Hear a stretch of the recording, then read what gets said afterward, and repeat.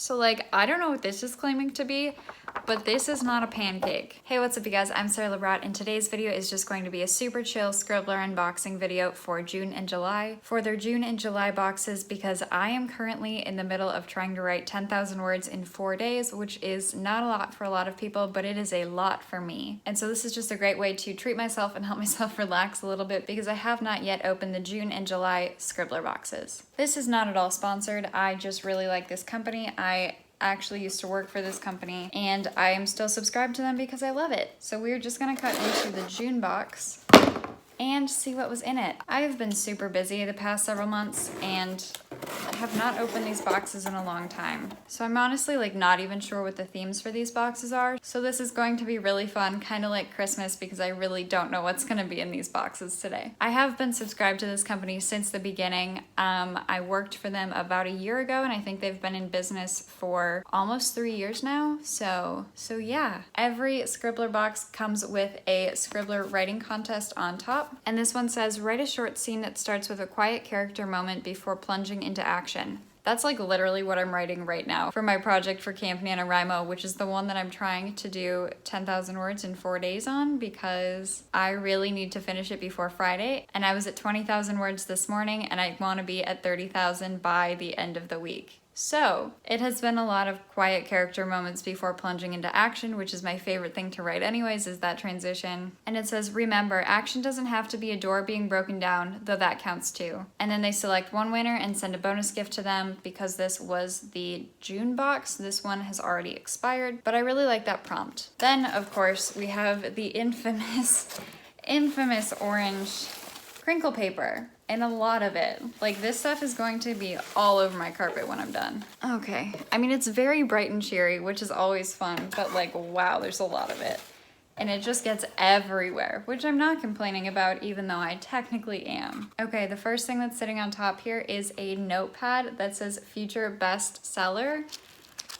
That's really cute, actually. That's really cute. Oh, I like that a lot. Oh, this is definitely getting added to my desk. Up next, we have a pin that looks like a mouth that says, tell your story. You can see me in the reflection. Hi, that's cute. I wonder if I can balance this on the cork board in my writing room. That's kind of what I've done with their pins in the past, is like balance them on that thing. And like, honestly, if you bump into that, everything would fall off. Ooh.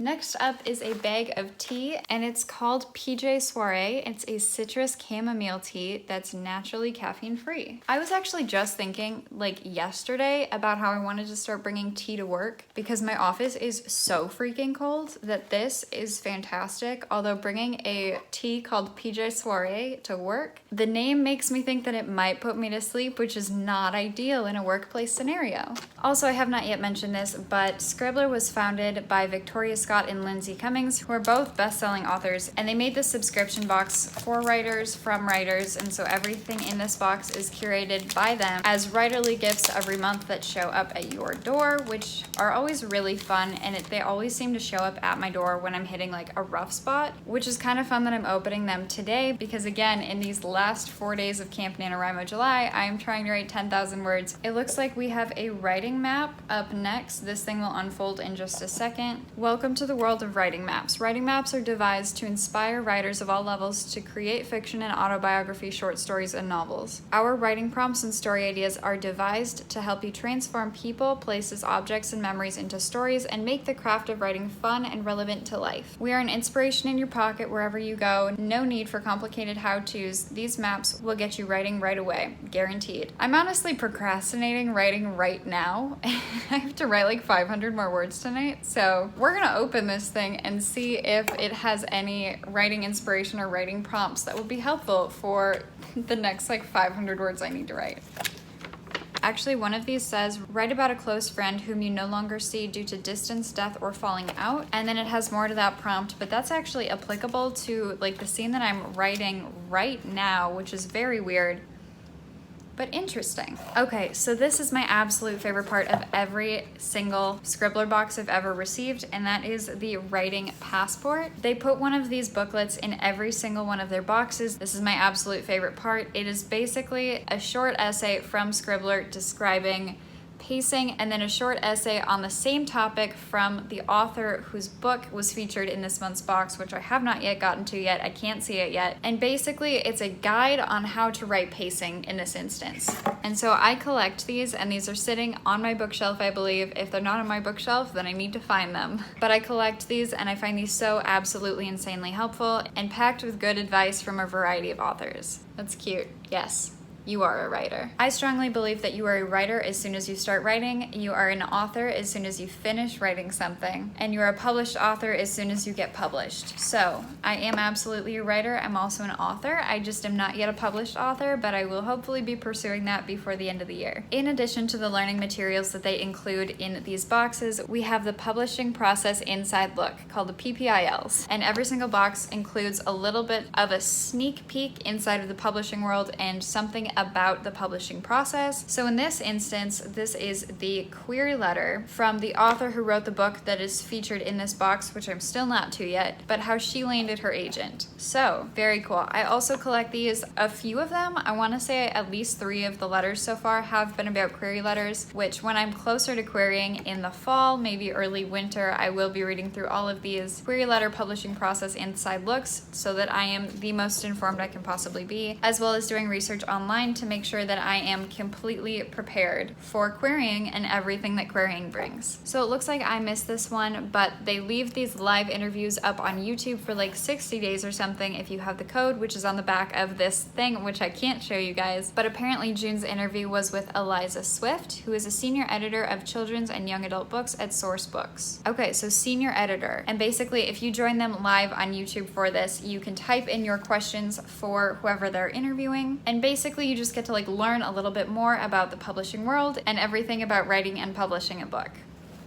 Okay, and we are now down to the book. I just saw the title, which kind of creeped me out. It says Little Creeping Things with a doll face. Not super into that. I really hate reading horror, and so honestly, I'm not sure how I feel about this book right now, but it says, oh, I so don't like that. Oh, I so don't like that. I just read like the first sentence on the back of the book. That is not my style. I loved everything else in this box this month, but like that's a hot no from me. And then they also gave you a bookmark, which has the title and stuff on it again, so I'm not looking at that. And then a signed bookplate from the author, which is awesome, so that every book that you get from Scribbler is technically a signed book. All right, and now on to, okay, that's upside down. Now on to the July box. Also a fun fact, the words on this box do spell out a story. I don't remember what it was, but they posted it in their Facebook group a while ago. They like thought out and wrote out a story for this box to be printed on the box, which I think is so cool. This is the top card from this July box, and the Scribbler writing contest for July says, what is the single largest source of conflict for your main character? In other words, who and what stands in the way of them achieving their goal?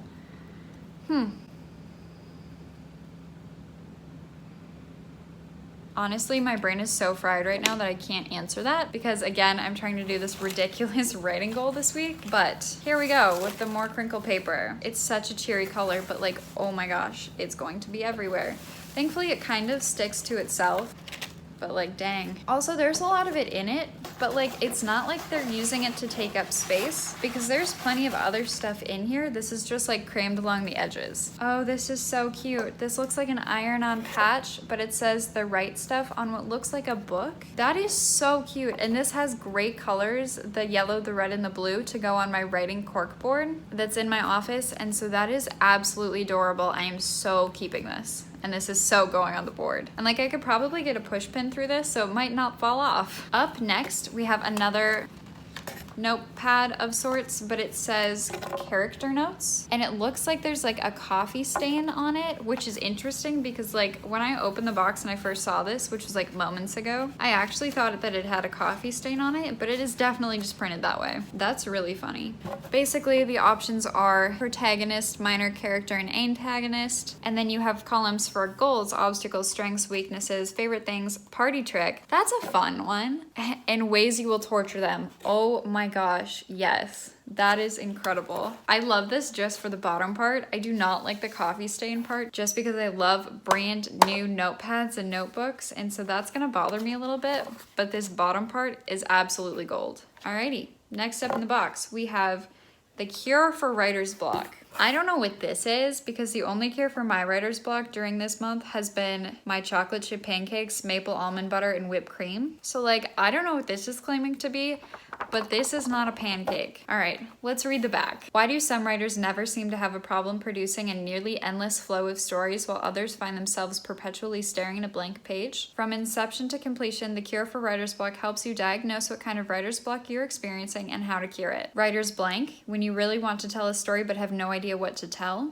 Writer's lock, when you have a great idea but just can't figure out how to get started. Writer's knot, when you're in the middle of your book and don't know where to go next or what happened to the passion. I feel like that's what happens in the middle of every single one of the books that I write, but that's just because I don't plot, or up until this point have not plotted, and so pantsing is the way to go for me, and knowing what happens in the middle when you're pantsing is kind of difficult because it's easy to pants a beginning and it's easy to pants an end, but pantsing a middle is difficult. This is interesting. It's also relatively thin. Yeah, it's like 94 pages long, so that's actually very interesting. I will need to look into that. Oh my gosh, they finally did it. I think I saw this announced on Instagram, but Scribbler editorial. It says it's a noun, a place where editorial warriors unlock your story's A game with a dose of cheerleader spirit. They were wanting to do this for a long time, start like an editorial service for authors. And it says, hey Scribbler, you've spent countless hours creating a story you're proud of. We're proud too, because we know how hard it is to do the thing called writing. We've been where you are, so trust us when you say, you've got this. That's really encouraging to read right now. Scribbler Editorial is here to help you get that expert second opinion on your query letter, synopsis, or manuscript, to show you precisely where you shine and which places you may want to revise and how. So take a deep breath, trust that you are ready for this step, and send us what you've got. We can't wait to read your work, Scribbler. That's so cool. Oh my gosh, I'm so excited for them. That is so cool. And I will definitely send over my query letter when the time comes for me to write a query letter for my Project DE. Okay, next thing up is this box's writing passport. Ooh, and this one is chemistry. Wait, okay, so this box is the July box. The one I just opened was June, but the July says volume 31 and the June says volume 29 right there. That's not right. Unless they had like a bonus passport that I don't know about. Interesting. Okay, I do not read romance books, but I just saw the cover of this book and you'll know it as soon as you see it. That's a romance novel. It's called The Rogue King by Abigail Owen. Let's read the back of this thing. It says, Kaiza Amon is a master at hiding. Who and what she is makes her mark for the entire supernatural world, especially dragon shifters. All right. You had me a dragon. To them, she's treasure to be taken and claimed, a golden ticket to their highest throne, but she can't stop bursting into flames, and there's a sexy dragon shifter in town hunting for her. Oh my gosh, dragons. Okay, that is the way to get me to read a romance novel, is put dragons in it. It's very simple. I will read anything with dragons in it. As a rogue dragon, Brand Astaroth has spent his life in the dark, shunned by his own kind, concealing his true identity. Only his dangerous reputation ensures his survival. Delivering a phoenix to the feared Blood King will bring him one step closer to the revenge he's waited centuries to take. No way is he letting the feisty beauty get away. But when Kaiza sparks a white-hot need in him that's impossible to ignore, Brand begins to form a new plan. Claim her for himself and take back his birthright. I was super into it until like the last two sentences. Oh my gosh, but dragons. Oh my gosh, dragons. I will probably read this at some point. Unlike the other book, which terrifies me to my core, this is interesting sounding as a romance novel. It is a small book. It's like very hand-sized, which is like kind of nice. And like it's very petite. It is 430 pages long, but like they're small pages. This totally gives me like library feel though, just like how much the font takes up on the page. Although that's cool. All right, dragons, that's good. Dragons are good. Maybe that's not the book this month. It looks like there might be two this month, but before we get to that, I guess, we're gonna take a look at this publishing process inside look. Okay, this one is all about book pitches. That's super cool. That is really, really, really, really good to know. That's super, super important. Again, for when I start writing a query letter. All right, oh. We have another passport. I'm so confused. Okay, This is volume 30, and it says conflict. So there were 2 in this box? I'm super confused. Super excited. I love these things, but that's super confusing.